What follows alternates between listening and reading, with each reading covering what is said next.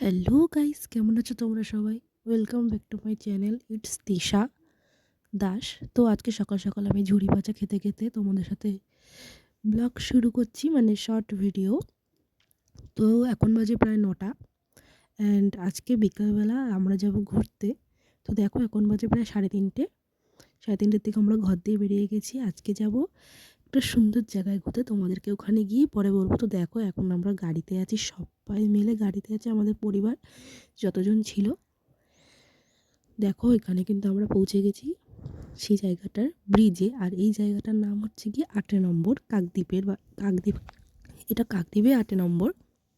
তো গাইস, কত সুন্দর লাগছে আকাশটা এই সময়টা, না খুব সুন্দর লাগে ছবি টবি তুলতে সবাই মিলে। এখানে তখন অনেকজনই ছিল, যেহেতু আজকে 26শে ডিসেম্বর। সেখানে কালকে তো অনেকে ঘুরতে যাওয়া সম্ভব হয়ে ওঠেনি, যেহেতু 25শে ডিসেম্বর ছিল। তো আজকে অনেকে ঘুরতে গেছে, তো এখানে গিয়ে দেখি আমরা অনেকেই ছিল।